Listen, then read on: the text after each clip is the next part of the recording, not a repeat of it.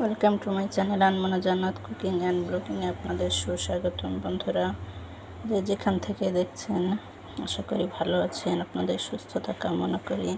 আর হ্যাঁ, আমার চ্যানেলে নতুন হলে অবশ্যই সাবস্ক্রাইব করুন, লাইক শেয়ার দিয়ে পাশে থাকুন। এতে করে অবশ্যই আমার নতুন নতুন ভিডিও পাবেন আপনি। আর আমি প্রতিটা ভিডিওর মাঝখানে ইম্পর্টেন্ট টিপস দিয়ে থাকি, যা আপনার অনেক কাজে দেবে।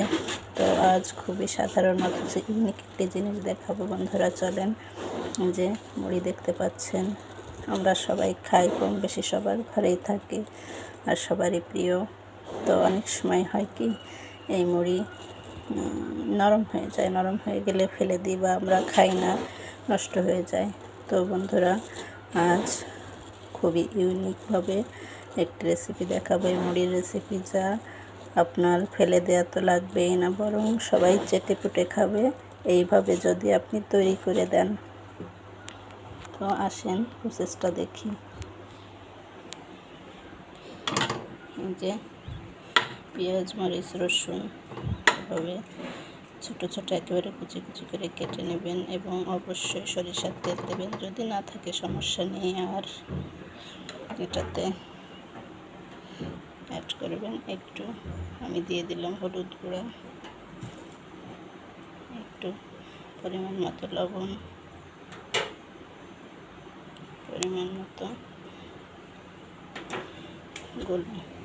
গরম মশলার গুঁড়া ভেজে রেখেছিলাম। তো সব একসাথে অ্যাড করে সুন্দরভাবে এভাবে আদা ভাজা করে নেড়ে নেবেন।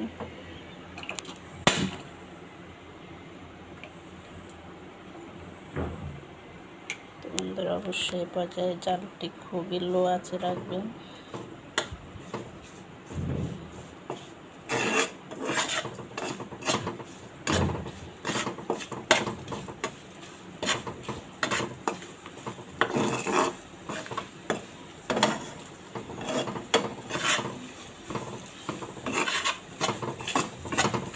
সুন্দর একটা কালার এসেছে আর সুন্দর একটা স্মেল পাচ্ছি আমি। তো হয়ে গিয়েছে।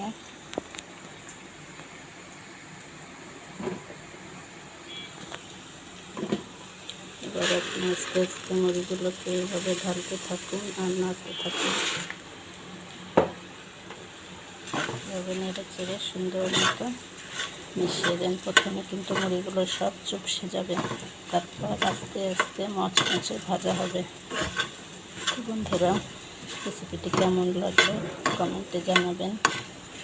আর ইম্পর্টেন্ট টিপস হচ্ছে, এটা আপনি সারা বছর এভাবে রেখে দিতে পারবেন, সমস্যা নেই, ভালো থাকবে। আর এভাবে মুড়ি ভেজে রাখলে স্বাস্থ্যসম্মত, কারণ বাজার থেকে আমরা যে মুড়ি কিনে খাই সেটা আমরা জানি প্রয়োজনে কিনে, কিন্তু মোটেও স্বাস্থ্যসম্মত নয়।